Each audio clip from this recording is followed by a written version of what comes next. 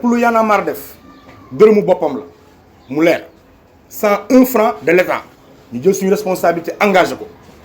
ñaata yoon Macky Sall sàkku na dajeeg ñun jaar nañ ko fu nekk ci ku nekk musuñ koo faale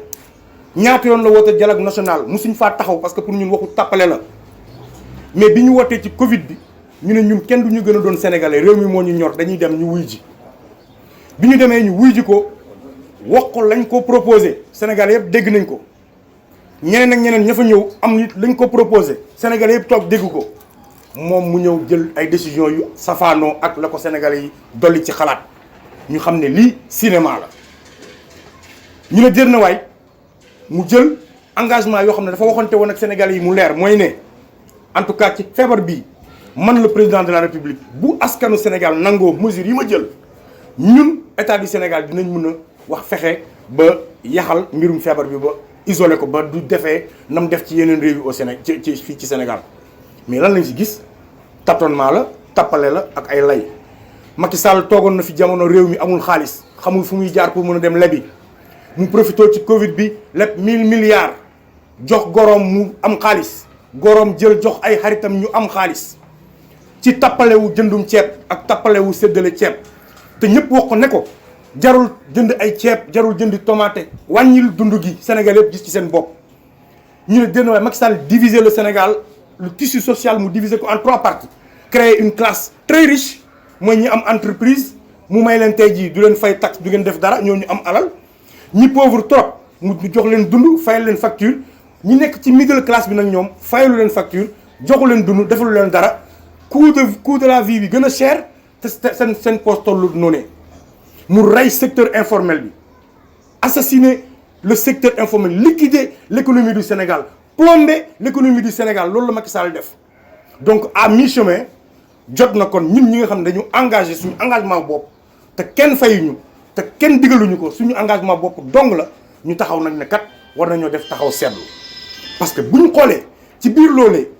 Macky woote na état d'urgence Sénégal yëpp nangul ko ñu woteel ko ab loi ca assemblée nationale pour lan jox ko lenge yëpp muy buur di bummi di sàkku di defal ko nangam li ci am mooy lan faalewul feebar bi mooy ay tappale la ci indi akum càcc akum séddoo akum jaxase akum raatale ba pare ñu ne dégg na waay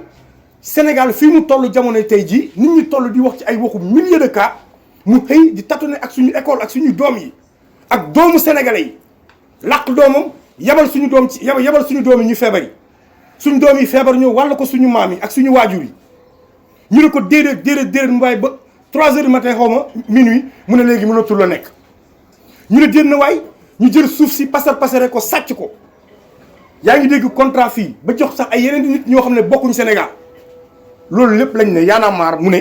il faut que nag mu taxaw wax Macky Sall ne ko nag dafa doy Macky Sall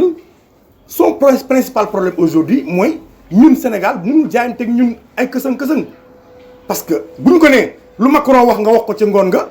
looloo waral muy am yenn comportement yii taxaw di wax tâtonnement bi fii heure bi nangam sangam Sénégalais yëpp rendre nañ compte que ne gestion bi dara baaxul ci du début à la fin tâtonnement la commencement ba fin ak yàq ak jaxase ci commencement ba fin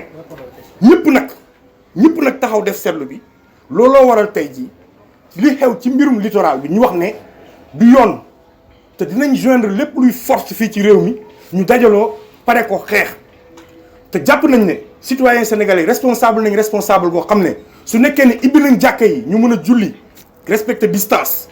ibbi nañ yenn lieux yi ñu mën a julli respecter yenn distance yi kon citoyen sénégalais yi aussi war nañu mën a respecter yenn distance yi sol seen masque taxaw wan Macky Sall ne ko nag lii duñ ko bàyyi mu jàll